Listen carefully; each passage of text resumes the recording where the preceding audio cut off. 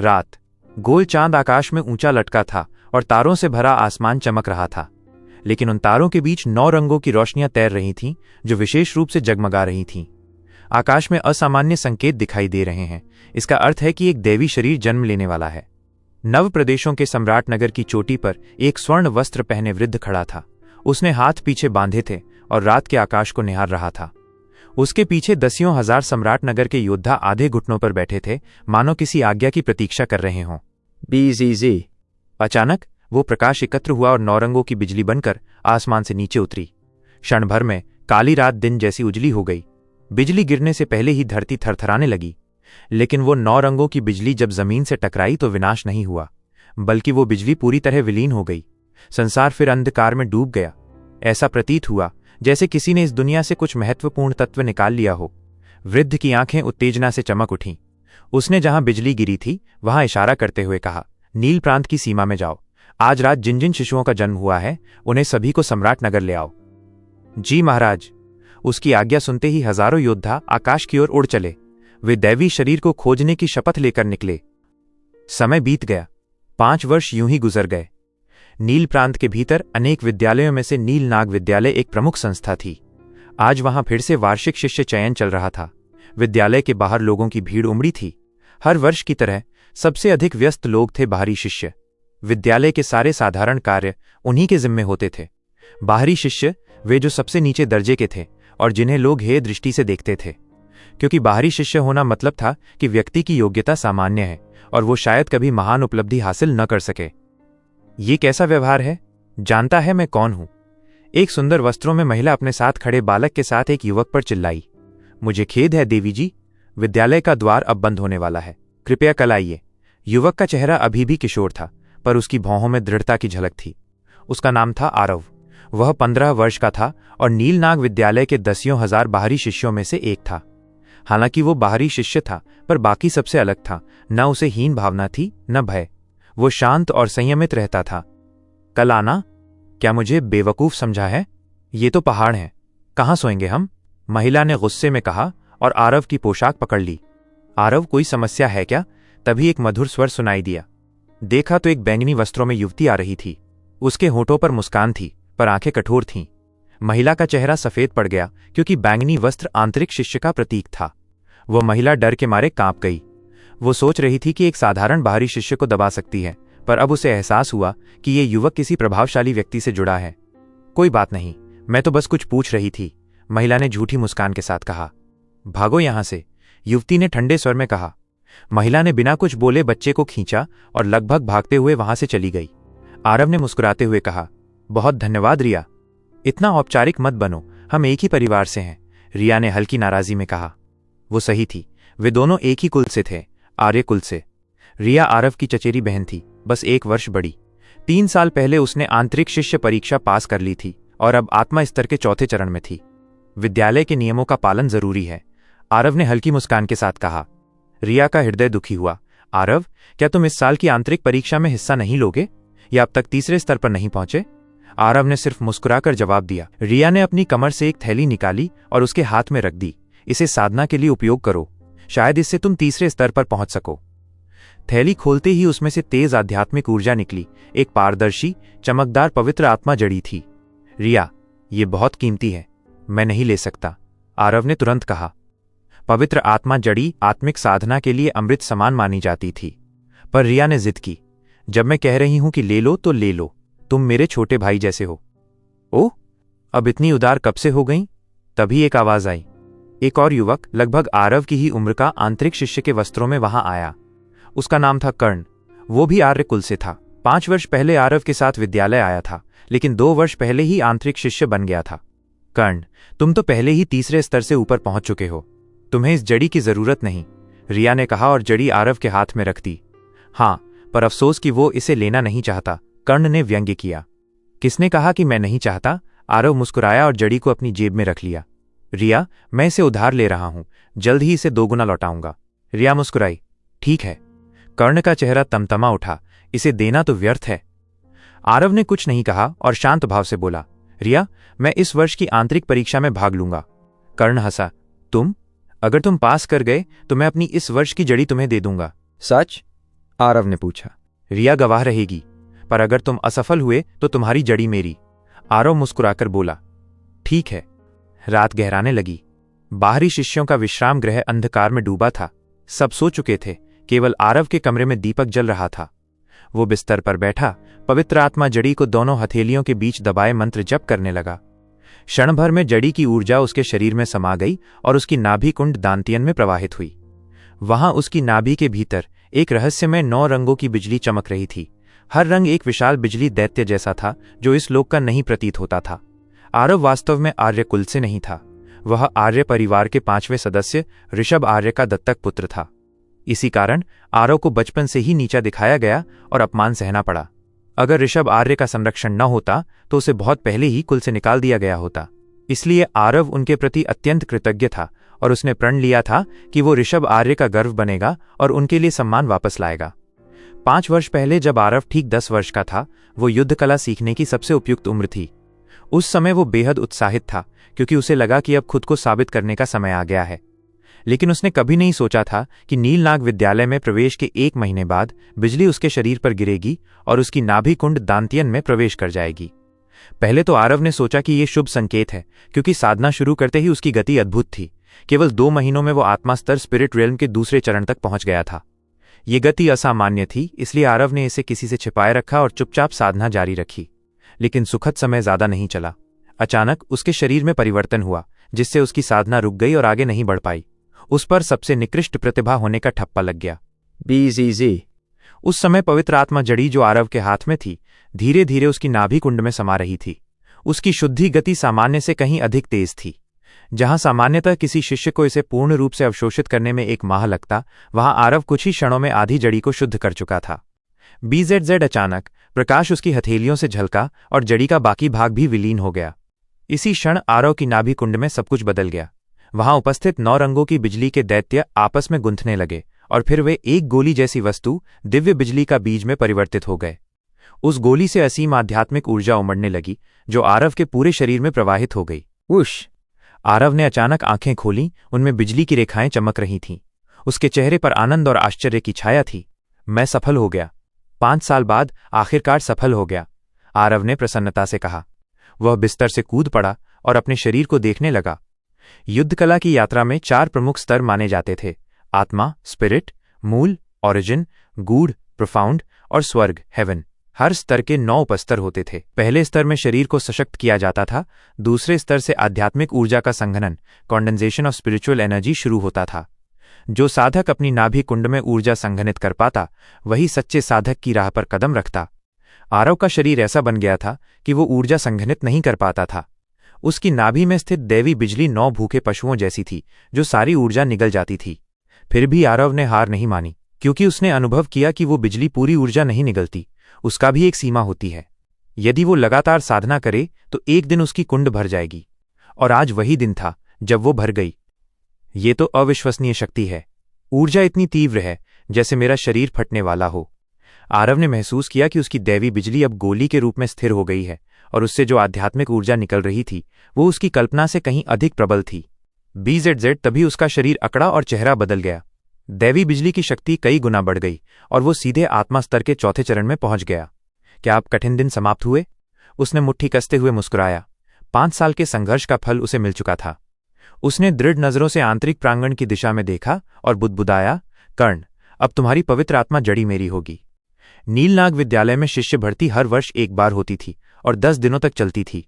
इसके बाद आंतरिक परीक्षा होती थी और इस बार 5 वर्षों से मौन आरव भी भाग लेने वाला था। परीक्षा स्थल था एक विशाल भूमिगत महल। मुख्य प्रांगण में हजारों साधक उपस्थित थे। अधिकांश तीसरे स्तर के थे, क्योंकि वही परीक्षा के लिए न्यूनतम योग्यता थी। कुछ दूसरे स्तर के भी थे जो भाग्य आजमाने आए थे, पर प्रायः वे असफल ही रहते थे। साथ ही कुछ चौथे स्तर के भी मौजूद थे जो विलंब से भाग लेने का निर्णय लेते थे, क्योंकि विजेता को मिलना था एक 4थे श्रेणी का युद्ध कौशल ग्रंथ। यह पुरस्कार इतना दुर्लभ था कि कई शिष्य जानबूझकर परीक्षा में विलंब करते थे ताकि इसे पा सकें। देखो, वो क्या यश तेजस नहीं है? हाँ, वही तो। सिर्फ 13 साल की उम्र में आत्मा स्तर के 4थे चरण पर पहुंच गया है। इस बार प्रथम वही होगा। भीड़ में एक युवक सबसे अधिक ध्यान आकर्षित कर रहा था, वही यश तेजस। वह बाहरी शिष्यों में एक चर्चित नाम था, विलक्षण प्रतिभा। पर ऐसा जरूरी नहीं। कभी कभी साधारण लोग भी प्रतिभाशाली को हरा देते हैं, जैसे कि दीपक वर्मा। दीपक वर्मा 6 वर्षों से नील नाग विद्यालय में था, पर कुछ माह पहले उसने एक आंतरिक शिष्य को हराकर प्रसिद्धि पाई थी। शांत रहो। अचानक एक गंभीर आवाज गूंजी। सभी की नजरें मंच की ओर उठीं। वहां लगभग 12 आकृतियां खड़ी थीं। ज्यादातर वृद्ध गुरु थे, लेकिन आगे जो थी वो एक युवा स्त्री थी, बेहद सुंदर। वह लाल रंग की अंग सन्निकट पोशाक में थी। उसका सौंदर्य मोहक था। उसके चेहरे की नुकीली विशेषताएं, गोल नेत्र और लाल होंठ, मानो कोई मोहिनी हो। वो थी नीलनाग विद्यालय की प्रसिद्ध सुंदरी गुरु सुरभि देवी। सुरभि देवी का इतिहास अद्भुत था। वो 10 वर्ष की उम्र में विद्यालय में दाखिल हुई, 12 में आंतरिक शिष्या बनी और 15 में मुख्य शिष्या, कोर डिसाइपल। लेकिन जब सभी को लगा कि वो विद्यालय की प्रथम शिष्या बनेंगी, तभी उन्होंने अचानक गुरु पद स्वीकार कर लिया। क्यों, ये आज तक एक रहस्य है। वाह, ये तो सुरभि देवी हैं। क्या वो आंतरिक प्रांगण की गुरु नहीं थीं? यहां क्यों आईं? उनके आते ही युवा शिष्य मंत्रमुग्ध हो गए। कुछ तो मुंह खोले देख रहे थे। सुरभि देवी ने कोमल मुस्कान के साथ कहा, परीक्षा के नियम सरल हैं। इस द्वार से प्रवेश करो और दूसरे द्वार से बाहर निकलो, बस तुम उत्तीर्ण हो जाओगे। अंतर बस इतना है कि जो सबसे पहले निकलेगा उसे चौथे श्रेणी का युद्ध कौशल ग्रंथ मिलेगा, जो आंतरिक प्रांगण में भी नहीं मिलता। और इस बार उन्होंने स्वर को मधुर बनाते हुए कहा, पहले स्थान वाले को एक विशेष पुरस्कार भी मिलेगा। जो इसको समझेगा उसे लगेगा कि यह पुरस्कार पहले से भी अधिक मूल्यवान है। टिल्ड। उनके उस मोहक स्वर ने पूरे प्रांगण को मानो मंत्रमुग्ध कर दिया। किसी ने जिज्ञासापूर्वक पूछा, क्या आचार्य सुरभि अपना शरीर इनाम में देने वाली हैं? कुछ निर्लज्ज शिष्यों ने अशोभनीय विचार भी किए। हालांकि आचार्य सुरभि एक वरिष्ठ थीं, पर वे केवल 20 वर्ष की थीं। पुराने गुरुओं की तुलना में वे बहुत सहज थीं। इसी कारण कई शिष्य उनसे बेझिझक बात करते थे। सुरभि ने बस मोहक मुस्कान के साथ सबके अनुमान का उत्तर दिया। उन्होंने अपनी 5 पतली उंगलियां उठाईं और कहा, 5 पवित्र आत्मा घासें, सेंट स्पिरिट ग्रासेस। 5 पवित्र आत्मा घासें? मैंने सही सुना ना? इनाम में आत्मा घासें, वो भी 5? ये सुनकर पूरा सभागार गूंज उठा और सभी के मन में हलचल मच गई। आत्मा घास अत्यंत दुर्लभ थी। यहां तक कि आर्य परिवार भी अपने प्रत्येक सदस्य को साल में केवल एक ही दे सकता था। साधारण लोगों के लिए ये एक अनमोल खजाना था, जिसे देखने तक का अवसर कम ही मिलता था। अब जब नीले नाग गुरुकुल एज़्योर ड्रैगन स्कूल ने एक साथ 5 आत्मा घासें इनाम में रखीं, तो ये बाहर के शिष्यों के लिए एक बड़ा प्रलोभन बन गया। हालांकि अधिकांश जानते थे कि उनके पास यह जीतने का कोई अवसर नहीं, फिर भी कुछ महत्वाकांक्षी शिष्य उत्साह से भर उठे। सुरभि मुस्कुराईं जब उन्होंने शिष्यों के जोश को देखा और फिर हाथ लहराया। उनके पीछे एक विशाल द्वार खुलने की गड़गड़ाहट सुनाई दी। किसका इंतजार कर रहे हो? परीक्षा पास नहीं करनी? सुरभि ने हल्की मुस्कान के साथ कहा। चलो, टिल्ड टिल्ड टिल्ड। अगले ही क्षण हजारों बाहरी शिष्य पागल घोड़ों की तरह द्वार की ओर दौड़ पड़े। चिराग छू फेंग भी भीड़ के साथ आगे बढ़ा और अंततः एक गुफा में प्रवेश किया। गुफा विशाल थी, परंतु घोर अंधकार से भरी हुई। हर कोई जानता था कि कहीं भी जाल सक्रिय हो सकता है। चौथे स्तर की कला और 5 आत्मा घासों के लिए कुछ लालची शिष्य अपनी जान की परवाह किए बिना आगे भागे। शूं शूं शूं। 100 मीटर आगे जाते ही दीवारों से अनगिनत चांदी की सुइयां बरस पड़ीं। आह, टिल टिल टिल्ड, वाह टिल टिल टिल्ड। चीखों से गुफा गूंज उठी। आधे से अधिक शिष्य घायल होकर गिर पड़े। फिर भी लोग रुके नहीं, सब दौड़ते चले गए। वे जानते थे कि ये जाल घातक नहीं था, बस एक परीक्षा का हिस्सा था। धीरे धीरे सुइयां और घनी होती गईं। अब आगे वही लोग थे जो वास्तव में शक्तिशाली थे, जैसे यश तिवारी, यांग टियान-यू और ध्रुव सेन, डुआन युश्वान। ये दोनों साधारण नहीं थे। सुइयों की वर्षा के बीच वे ऐसे बढ़ रहे थे मानो रास्ता उनके लिए समतल हो। चिराग पीछे ही रहा। 2 कारणों से। पहला, वो नहीं चाहता था कि वो अलग नजर आए। दूसरा, उसकी स्थिति विशेष थी। वो अपनी असली ताकत जल्दी नहीं दिखाना चाहता था। ध्रुव सेन, तुम इतने बड़े होकर भी मुझ जैसे बच्चे से नहीं जीत पा रहे, शर्म नहीं आती? हूंफ। इस साधना पथ पर उम्र नहीं, शक्ति मायने रखती है। समय बीता और आगे केवल 2 परछाइयां बचीं, यश तिवारी और ध्रुव सेन। दोनों चौथे स्तर के साधक थे, एक प्रतिभाशाली, दूसरा अनुभवी। अचानक आगे से ठंडी हवा का झोंका आया। दोनों ने रुककर देखा। घना कोहरा। अब दृश्यता लगभग समाप्त थी। यहां से आगे खतरा कई गुना बढ़ गया था। अच्छा मौका, चिराग ने सोचा और बिजली की गति से आगे बढ़ गया। शूं। ध्रुव सेन को बस एक काली छाया दिखी जो उसके पास से गुजरी और गायब हो गई। क्या मैंने भ्रम देखा? उसने यश की ओर देखा, पर यश तो पीछे ही था। अब चिराग पूरी शक्ति से दौड़ रहा था। उसके भीतर की आध्यात्मिक ऊर्जा असीम थी। उसकी इंद्रियां, दृष्टि और गति सब दूसरों से कहीं अधिक थीं। अंततः वो गुफा से बाहर निकल आया और एक विशाल सभागार में पहुंचा। आगे पत्थर के मंच पर रखे थे चौथे स्तर की युद्धकला की पुस्तक और 5 आत्मा घासें। उन्हें देखकर चिराग के मन में हलचल हुई, पर उसने तुरंत आगे कदम नहीं बढ़ाया। उसने बगल के पत्थर के द्वारों की ओर देखा, तो इनके पीछे हैं वे भयंकर जीव। उसने मुस्कुराकर कहा। वह जानता था असली परीक्षा अब शुरू होने वाली थी। एक गुप्त कक्ष में आचार्य हरिनाथ, एल्डर ली और अन्य गुरु पत्थर के उपकरण को देख रहे थे। पूरा पत्थर अस्थिर हो चुका था। इसका अर्थ था कि कोई शिष्य यंत्रणा चरण पार कर चुका था। केवल 1 घंटे में। हरिनाथ चकित थे। इतिहास में अब तक किसी ने 2 घंटे से पहले ये चरण पार नहीं किया था। लगता है इस बार बाहरी शिष्यों में कोई असाधारण प्रतिभा आई है, सुरभि मुस्कुराई। तो चलो इसे थोड़ा और रोमांचक बनाते हैं। उन्होंने दीवार में जड़े 3 गोल पत्थरों को एक साथ दबा दिया। मत दबाओ, सभी बुजुर्ग चिल्ला उठे, पर तब तक देर हो चुकी थी। क्या हुआ? ये तो बस भयंकर जीवों के द्वार हैं ना? सुरभि ने पूछा। हरिनाथ का चेहरा पीला पड़ गया। तीनों एक साथ दबाने से सभी जीव मुक्त हो जाते हैं। 30 दूसरे स्तर के, 9 तीसरे स्तर के और 1 चौथे स्तर का। सभी भयभीत हो उठे। वे जानते थे कि इतने जीव खुलने का अर्थ था हजारों शिष्यों का संहार। अब क्या करें? और क्या? चलो सबको बचाने चलते हैं। हरिनाथ गरजे और सभी गुरु दौड़ पड़े। आर्यन ने उन कुख्यात क्रूर पशुओं के बारे में सुना था। वे ऐसे जीव थे जो साधना कर सकते थे। उनकी शक्ति के अनुसार उन्हें 9 स्तरों में बांटा गया था, जो आत्मिक क्षेत्र स्पिरिट रेल्म के 9 स्तरों से मेल खाते थे। लेकिन अफवाहों के अनुसार तीसरे स्तर का कोई क्रूर पशु किसी तीसरे स्तर के आत्मिक साधक से कहीं ज्यादा शक्तिशाली होता था, बल्कि उसकी ताकत चौथे स्तर के साधक से भी तुलना की जा सकती थी। इसीलिए आर्यन भी घमंड नहीं कर रहा था। उसे पता था कि मुख्य सभागृह मेन हॉल में कोई यंत्रणा मैकेनिज्म लगी है, और जैसे ही वो सक्रिय होगी क्रूर पशु प्रकट हो जाएंगे। धड़ाम! अचानक एक भारी आवाज गूंजी और वे पत्थर के द्वार खुलने लगे जो इन क्रूर पशुओं को बंद रखते थे। अजीब बात है, मैंने तो मुख्य सभा में कदम भी नहीं रखा, फिर ये द्वार अपने आप क्यों खुल गए? आर्यन ने हैरानी से सोचा। धड़ाम धड़ाम धड़ाम! पल भर में सभागृह की बाईं ओर के सभी 40 पत्थर द्वार खुल गए। वो दृश्य देखकर आर्यन का चेहरा सख्त हो गया, क्योंकि अंधेरे में लाल लाल आंखों की असंख्य जोड़ी चमक रही थीं और उनका रक्तपिपासु आभा, ब्लड लस्ट, पूरे कक्ष में फैल गया। ये मजाक तो नहीं? उसने झुंझलाकर कहा। उसे याद था कि हर परीक्षा के अंतिम चरण में केवल एक क्रूर पशु आता है, लेकिन ये क्या हो रहा था? ग्रा! अचानक पत्थर द्वारों से सैकड़ों काले साए छलांग लगाते हुए मुख्य सभा में घुस आए। वे बाघ जैसे दिखते थे, मगर दोगुने आकार के। उनके पूरे शरीर पर गहरा काला फर, तलवार जैसी पंजे और दांत और आंखें मानो रक्त से सनी हों। कुल 40 क्रूर पशु थे। सब एक ही जाति के लग रहे थे, लेकिन उनके माथे पर अजीब रेखाएं बनी थीं जो उनके स्तर रैंक का संकेत थीं। ग्रा! उसी वक्त एक क्रूर पशु ने दहाड़ लगाई और उसकी नज़र सभागृह के गहरे हिस्से में बने ऊंचे मंच प्लेटफॉर्म पर जा टिकी। बाकी सभी जानवरों ने भी उसी दिशा में देखा और लार टपकाने लगे। कमबख्त चोर कहीं के! आर्यन को गुस्सा आ गया। वो कैसे इन पशुओं को उन कीमती आध्यात्मिक औषधियों पर हाथ डालने देता? वह ललकारते हुए मंच की ओर दौड़ा।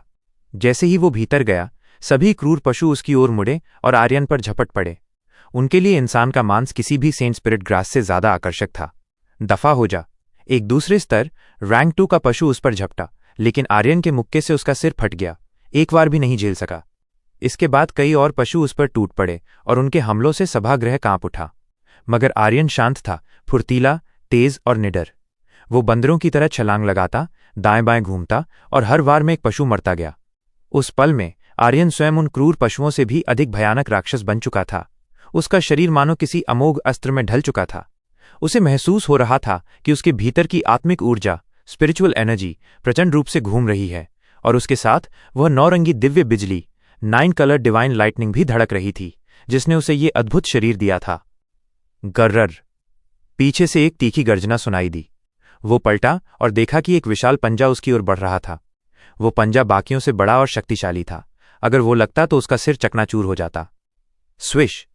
आर्यन ने फुर्ती से छलांग लगाई, लेकिन पंजे की रफ्तार बहुत तेज थी। उसका सिर तो बच गया, पर उसका सीना चीरा गया। 5 गहरे घावों से रक्त बह निकला। दर्द से उसका चेहरा विकृत हो गया। मैं तुझे चीर डालूंगा! दर्द के साथ गुस्सा भी उमड़ पड़ा। वह क्रूर पशु चौथे स्तर रैंक 4 का था। आम इंसान होता तो भाग जाता, लेकिन आर्यन नहीं। उसने जान की परवाह किए बिना सीधा उस पर हमला बोल दिया। धम! उसका मुक्का सीधे पशु के माथे पर पड़ा, मगर खून नहीं निकला, बल्कि ऐसा लगा जैसे लोहे पर प्रहार किया हो। ग्रा फिर भी जानवर कराह उठा और पीछे हट गया। मर जा तू! आर्यन ने बिना रुके लगातार वारों की बौछार कर दी। उसके मुक्के तूफान की तरह बरसने लगे। कुछ ही क्षणों में वो चौथे स्तर का पशु भी धराशायी हो गया और बाकी के जो उस पर झपटने की कोशिश कर रहे थे वे भी एक एक करके मारे गए। अंत में सभी 40 क्रूर पशु मरे पड़े थे। मुख्य सभा लहूलुहान हो चुकी थी। आर्यन सांसें भरते हुए खड़ा था। उसका शरीर लहूलुहान था मगर जीवित था। ये शरीर आखिर है क्या? उसने खुद से पूछा। उसका तन मानो इस्पात का बना था। उसने फिर महसूस किया वो अब सामान्य इंसान नहीं रहा। वो मंच पर कूदा और बिना देखे ही विद्या ग्रंथ, मार्शल स्किल बुक और सेंट स्पिरिट ग्रासेस उठा लिए।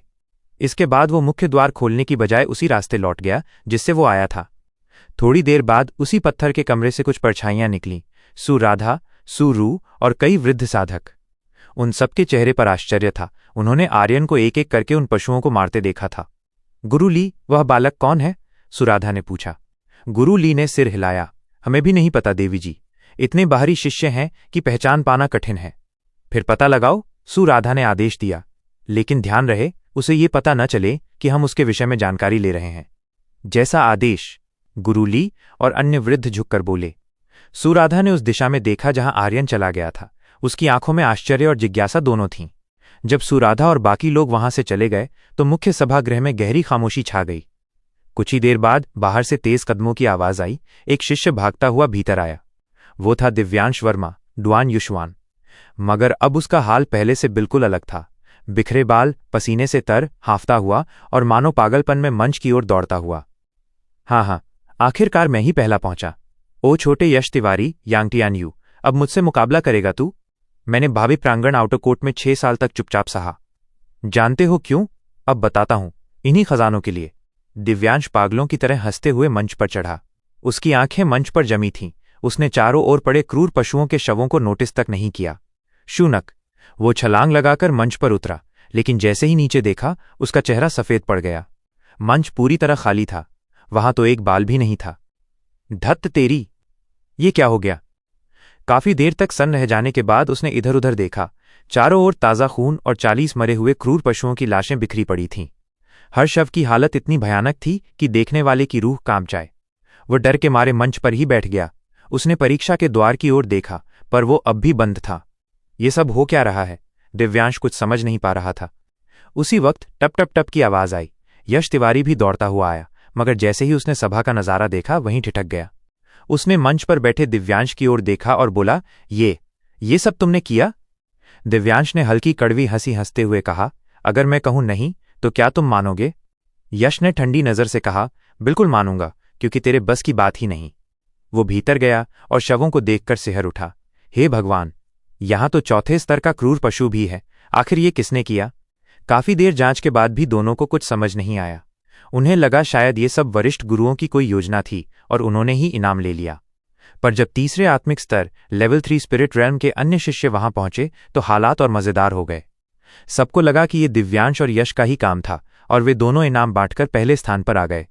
मजे की बात यह थी कि दोनों ने इस भ्रम को सुधारा भी नहीं, बस चुपचाप लोगों की प्रशंसा सुनते रहे और यूं ही विजेता बन गए।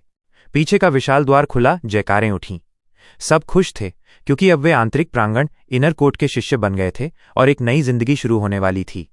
लेकिन उसी समय भीड़ में एक युवक लड़खड़ाता हुआ आया। वो पूरी तरह नग्न था, आंखों में आंसू, और चिल्ला रहा था, कौन है वो निर्दयी कमीना? मुझे बेहोश करके कपड़े तक ले गया। आखिर ये पागलपन है क्या? लोग हैरान रह गए। भीड़ के पीछे खड़ा आर्यन चू फेंग बस मुस्कुराया, अपने सही सलामत कपड़ों को देखते हुए धीरे धीरे निकल गया। आंतरिक परीक्षा समाप्त हो चुकी थी। 10,000 में से केवल 2,000 शिष्य पास हुए, लेकिन ये भी कोई छोटी संख्या नहीं थी। अब वे सच में नीलनाग संप्रदाय अजोर ड्रैगन स्कूल के सदस्य बन चुके थे। गुरुओं ने उनके स्वागत में एक भव्य भोज का आयोजन किया। रात का चांद आसमान में चमक रहा था। संगीत और नृत्य से पूरा प्रांगण गूंज रहा था। मगर आर्यन उस उत्सव में नहीं गया। वो अपने नए निवास में बैठा अपनी खुली छाती पर बने घाव को देख रहा था। घाव तेजी से भर रहा था, दिव्य बिजली, डिवाइन लाइटनिंग की शक्ति के कारण। तू आखिर है क्या और मुझमें ही क्यों समाया? वो वही सवाल बार बार पूछता, मगर कोई उत्तर नहीं मिलता। उसे अब भी वो रात याद थी, 5 साल पहले की, जब नील प्रदेश एजोर प्रोविंस का आकाश 9 रंगों की बिजली से भर गया था। बिजली ऐसे नाच रही थी जैसे आकाश में कोई दिव्य नाग हो। धरती कांप रही थी, लोग डरकर घरों में दुबक गए थे। लेकिन 10 साल का आर्यन अनजाने में उस दिशा में भागा जैसे कोई अदृश्य शक्ति उसे खींच रही हो। वहीं वो दिव्य बिजली उसके शरीर में समा गई। कोई और नहीं देख पाया, मगर उसे पता था वही 9 रंगों की बिजली अब उसके दांतियन डैंशन में बस चुकी थी। वही बिजली उसे ये अद्भुत शरीर दे गई थी। मगर क्यों? इसका जवाब उसके पास नहीं था। ठीक है, अगर तू नहीं बताना चाहती तो मत बता। आखिर अब तू मैं हूं और मैं तू। वो मुस्कराया। अगर ये वरदान है तो अच्छा, और अगर अभिशाप है तो उससे भागने का कोई रास्ता नहीं। अब तक तो दिव्य बिजली ने उसे केवल शक्ति ही दी थी, इसलिए उसने चिंता छोड़ दी। आर्यन ने कपड़े पहने और बिस्तर पर रखी पुस्तक को देखा। उस पर लिखा था 3 गर्जना शैली, 3 थंडर स्टाइल्स। वो उत्साहित होकर उसे पलटने लगा। चौथे स्तर की कला, त्रिगर्जना शैली। निर्माता नीलनाग, संस्थापक। साधना के पश्चात बिजली की गति, गर्जन की शक्ति और 5वें स्तर के समान सामर्थ्य। यह पढ़कर आर्यन चकित रह गया। ये तो स्वयं उस महान संस्थापक की रचना है जिसने इस संप्रदाय की स्थापना की थी। नीलनाग संस्थापक वो ऋषि जो 1000 साल पहले अपराजेय थे, जो आकाश में उड़ सकते थे, धरती के भीतर जा सकते थे, पहाड़ों को हिला सकते थे, समुद्रों को बांध सकते थे। उनके समय में नीलनाग संप्रदाय 9 प्रदेशों में सबसे शक्तिशाली था। सिर्फ सम्राट दरबार ही उनसे टक्कर ले सकता था। मगर संस्थापक के निधन के बाद संप्रदाय धीरे धीरे पतन की ओर चला गया। अब तो नील प्रदेश में भी ये मात्र द्वितीय श्रेणी का विद्यालय रह गया था। फिर भी वह महान संस्थापक आज भी सम्मान का प्रतीक था। उनकी बनाई कोई भी कला साधारण नहीं होती, वो तो सौभाग्य से ही मिलती थी। आर्यन ने उस कला की विधियां ध्यानपूर्वक पढ़ी और प्रण लिया कि वह इसे सिद्ध करेगा। रात भर उसने नींद नहीं ली। पहला चरण आकृति, फॉर्म। दूसरा चरण भाव, इंटेंशन। तीसरा चरण बिजली सृजन, लाइटनिंग क्रिएशन। ये कठिन था, मगर वो दृढ़ था। सुबह उसने मुंह हाथ धोया और अभ्यास के लिए मार्शल कला भवन, मार्शल स्किल बिल्डिंग पहुंचा। वहां कई नए शिष्य अभ्यास करने आए थे। भवन में 6 मंजिलें थीं। पहली में प्रथम स्तर की कला, दूसरी में द्वितीय स्तर की, तीसरी में तृतीय स्तर की और चौथी, 5वीं, 6ठी मंजिल अभ्यास के लिए। आर्यन ऊपर चढ़ता गया। पहली मंजिल भरी थी, दूसरी थोड़ी खाली, तीसरी लगभग सूनी। वो सीधे तीसरी मंजिल पहुंचा। तभी एक वृद्ध स्वर उसके कानों में पड़ा। युवक, मैं सलाह दूंगा कि जितना निगल सको उतना ही कौर लो। यहां की कलाएं तुम्हारे लिए नहीं हैं।